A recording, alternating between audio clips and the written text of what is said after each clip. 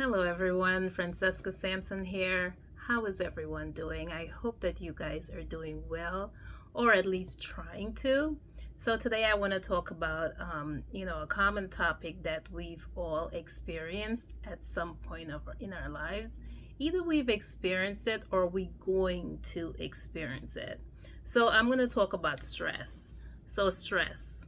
Either you're currently going through a stressful situation, you have gone through a stressful situation, or you're going to go through a stressful situation.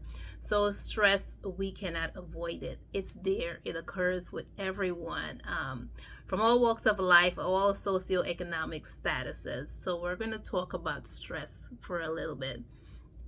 So, what exactly is stress? It's an external stimulus or response to what's occurring in your environment. So, whatever is occurring in your environment, um, you know, may cause you to stress. It's a state of worry. So, whatever is occurring in the environment may cause you to worry about the situation. So, stress is a natural human response. And the reason for that worry is because we do not know how to solve, how to resolve what's going on in the external environment. So not knowing, the consequences, how to solve it, how to resolve what's going on is going to cause us to stress. We're stressing how we're going to fix this, how we're going to get that, how we're going to resolve this situation. So stress occurs when the individual think they cannot adequately cope with the demands of the environment. So like I said, what's occurring in the environment, you do not know how you're going to cope with it. You do not know how you're going to resolve it. So that's where the stressor is going to come. And then everyone experiences stress to some degree. So from the young child to the youth to the adult to the older person, it doesn't matter. Everyone will experience stress. Either you have experienced stress, you are currently going through some stressor, or you will experience stress. All right, so let's talk about two types of stress: eustress and distress. So eustress is the positive stress. So yes, we do have the positive stress and the negative stress if you're not aware of this. And then the positive stress, eustress, which is a positive stress, this comes with like accomplishing your goals. We set goals in life. We have goals in life that we want to accomplish, and they're not easily accomplished. They do come with some type of stress to an extent. So let's say you have an interview. How many of us know that when we have an interview, we get anxious, regardless of how many interviews you've done. There's some type of anxiety, there's some type of stress that comes with it. So an interview for the student, it could be an exam. For the working adult, it could be an important meeting or a presentation, and these positive stressful events, once they're completed, you get that sigh of relief. You breathe. Oh, it's done. I did that. I'm over that. So that's just the positive stress. And then we have the distress. So the distress, which is the emotional, social, spiritual, and physical pain that comes with suffering from stress. So this can cause a person to feel sad. It can cause them to be afraid. It can cause them to be depressed, anxious, or lonely. All right, so distress, that's the one that we don't want. All right, it can come from things such as being bullied, a divorce, job loss, all of those sad transactions that are occurring in the environment. And then let's touch on some common types of stress that occur daily, because as I stated earlier, stress is happening. It's happening every day. It's happening now. So common type of stress, physical stress, that's possibly the most common one, because once you're stressed, you're feeling it physically. You're having the headaches, the body aches, all of that. And then we have the mental stress. All right, similar to the physical stress, you're feeling that. And then we have the behavioral stress. So how are you acting as a result of the stress that you are experiencing?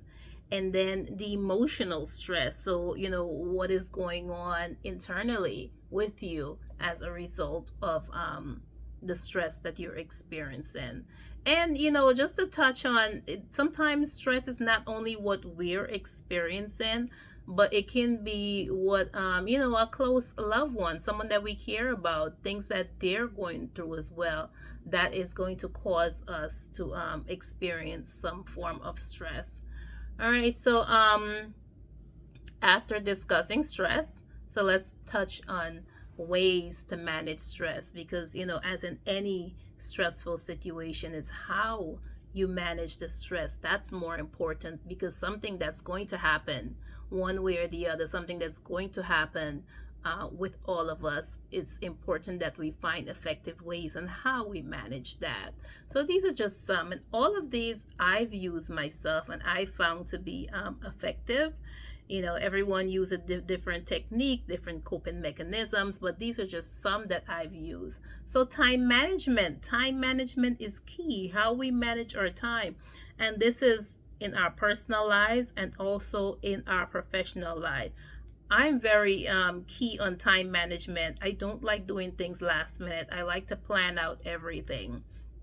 Well, I try to, but because at least if you plan things and if it doesn't go accordingly, then you can always modify and you can always adjust, such as in life. You can always modify and you can always adjust, as opposed to going with a blank slate. So time management is key. And going right into procrastination. I've met a lot of people who procrastinate. Procrastination, for the most part, does not end well. Does not end well. It causes increased stress, because you're under more pressure that a lot of times you've caused on yourself. All right, so set goals and expectations. I believe in long-term goals and short-term goals. And then once you set those goals, then you're creating objectives and how you can achieve those goals. So you're not going to just set a goal that, okay, I want a job as such and such. What is it you're doing to obtain that job, to get that job? So those are the objectives towards achieving the goal. And then take time for yourself. Take time for yourself. We take time for everyone else. We take time to do things for other people. We take time for our job, for our professional or career, and all those other areas. We take time, but we need to take time for ourselves.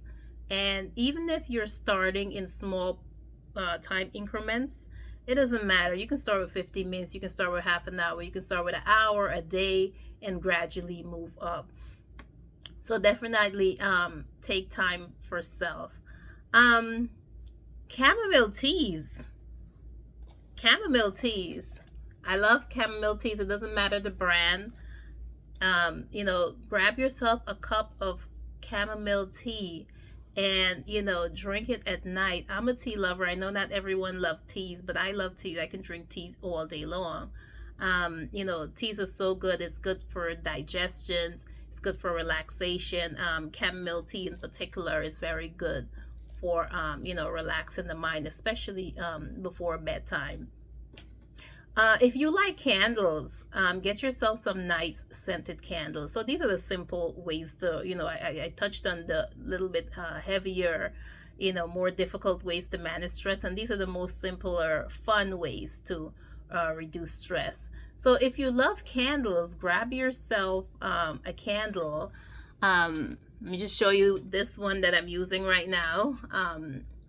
I love this one. It's lavender and it's very relaxing. Lavender scents, whether you get the spray or the candle or the lotion, it's very relaxing. It's very soothing. So burn some candles. Of course, practice the safety measures when you're using candles. A hot bath. There's never a wrong time for a hot bath. So, get your bubbles, your fizzies, all of that, and, just enjoy a nice, relaxing hot bath. Music. My favorite music to relax to, I love jazz. I love jazz music. So, anytime I'm going through any type of stressful situation or even to just, for just fun, if I'm home and I'm cleaning and I'm doing, cooking and all of those things, I would put on jazz music. I love jazz music. It's very relaxing and very soothing and very exciting, for me. Jazz music makes me happy. um, Nature sounds, believe it or not, YouTube, you can pull up a whole hour of nature sound for YouTube, and you can fall asleep with it. You can just listen to it. Birds chirping, water running, rainfalls, just hearing the sound of rainfalls and thunder and all of that. I love it. I love it. And I've utilized it a lot of times, especially during my high stress, my peak stress, time periods. I've utilized the nature sounds, for stress reduction.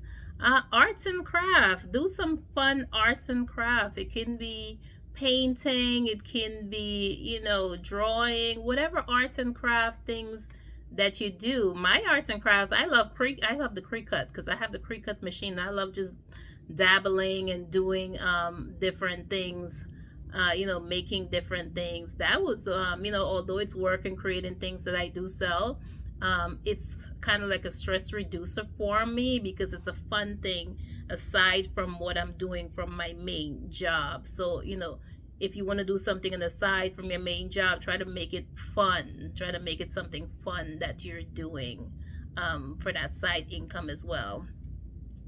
And the last one that I have is just do activities that you love. Do activities that you love. There's only one you, and you deserve to live the best life ever. So, just do fun activities that you love, just to reduce that stress. Stress is going to come. We cannot avoid it, but it's the way that we manage stress that's going to help our well-being. I'm about promoting our healthy well-being. So I hope that these tips were helpful to you. If you have a unique way that you reduce used to reduce your stress techniques and coping mechanism, feel free to share it. All right, so take care, and I will talk to you later.